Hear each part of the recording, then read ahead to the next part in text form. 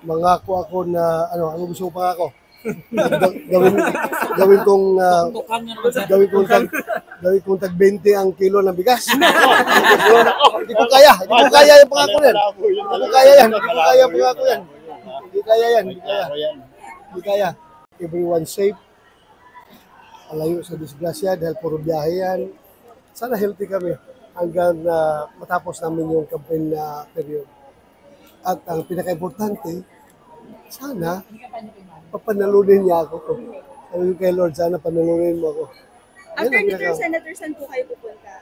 Pupunta po kayo sa proclamation ni Pastor Kibuloy? Yeah, mamaya doon kay Pastor Kibuloy, pupunta ako.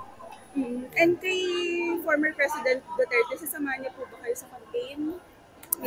Siguro yung mga malalaking areas lang napupuntahan, malaking crowd, sasama siya. Pero not on the campaign dahil nahirap na, medyo may edad na, di ba? So, yun lang, yung siguro kick-off at saka yung, ano yung tawag doon, yung bago mag-eleksyon, meeting the abansi. Yun siguro, importante makasama siya. How about Vice President Sara Duterte? May official po ba na support na pinaabot sa inyo? Moral support. Yeah, moral support. Yeah. Thank you. Sir, may mensahe ka sa ating mga kababayan, sir?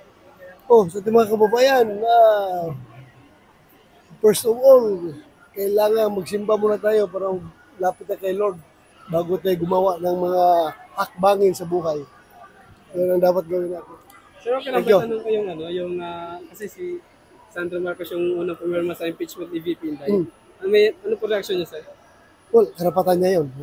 Congressman siya. He has to decide whatever he wish to do. So, kanya yun. Prerogative niya yun, being a sitting congressman. So dun, sir, sa naging mensahe ni VP Inday na God save the Philippines. Ay dapat naman talaga i-save palagi ang Pilipinas. May threat o wala, dapat i-save talaga ang Pilipinas dahil isa lang itong bansa nating Pilipinas, wala lang iba. Kapag ito'y masira, ito'y magkawatak-watak, ito'y magiba. Dahil sa for whatever reasons, ay wala na tayong bansa. Kailangan i-save natin ating bansa. So nag-file sila ito nito kaso ng kaso laban kaya Speaker Romualdez. Ano po yung reaction niyo, sir? Well, karapatan yan ng lahat na agrabyado. Karapatan niya yan pumunta sa korte. So,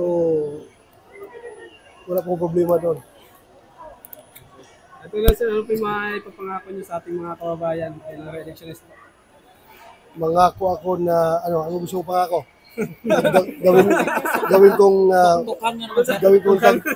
kong tag 20 ang kilo ng bigas. Hindi ko kaya yung pangako yan. Hindi ko kaya yan, hindi ko kaya ang pangako yan.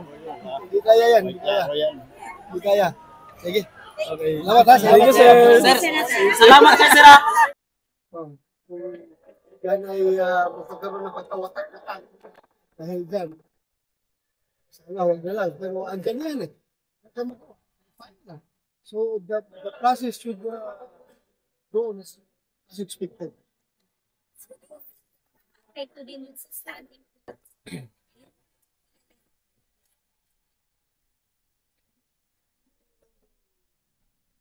I'm going to kasi fix naman talaga. And the battle line has been drawn.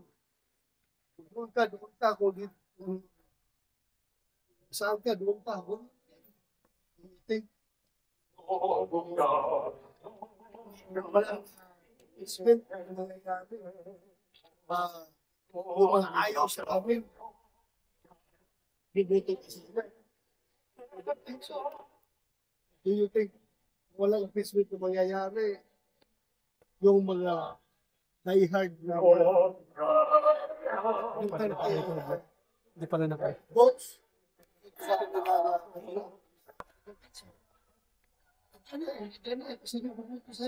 Sino ayaw mo boto sa'yo? But sir, satisfied ka dun sa stand mo sa survey? Sa? Survey. You satisfied? Kayo na ba kayo? Salog kasi kayo. I may be satisfied or I will not be satisfied.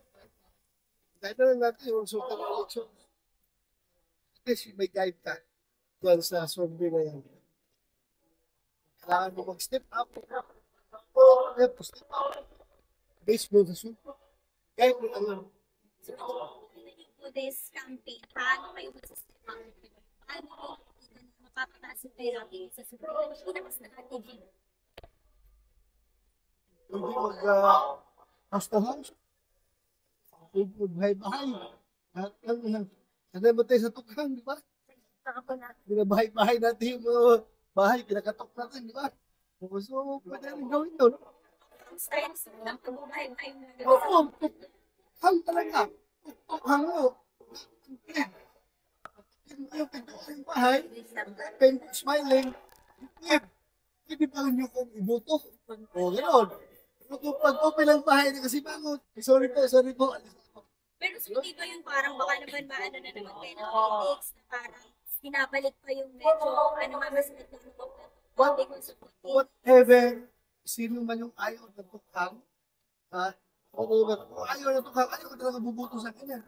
Pero yung nagustuhan na tukhang, buto talaga sa kanya. But sir, yung ICC investigation na sinasabi, it doesn't bother you while campaigning. It might affect your... Well, why bother about ICC na papahuli na nga sila ni President Trump doon sa Amerika? Lahat ng mga nag-facilitate ng pakikialam ng ICC sa mga allied countries ng US, pinapahuli na nga, pinaparisto na nga, pinapakasuhan na nga. So, why bother about ICC? I don't think that will affect you. The results na In what way? In what way? yung ICC probe, sir, will it negatively affect? People are receiving present development mga tao na ayaw nga lang yung isa. Huli na sila, bakit pa sila pagpaprosesi yung talagang galit sa amin ni Duterte.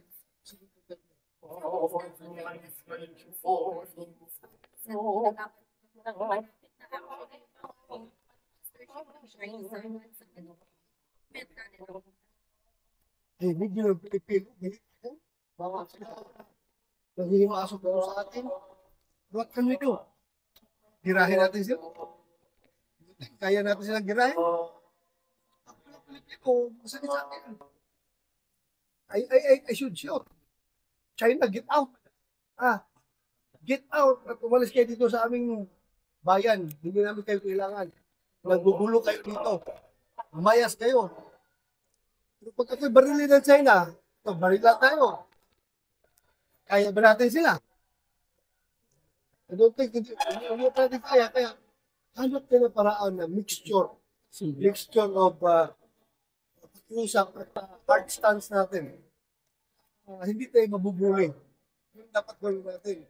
Hindi yung puro lang ay salita, hindi naman tayo natin kaya. Pag tayo ay binubuli, iyak na lang tayo. So, bilang Pilipino, masakit sa akin yung mga ginagawa nila. Talaga po dapat yan. Dapat ba nakikita mo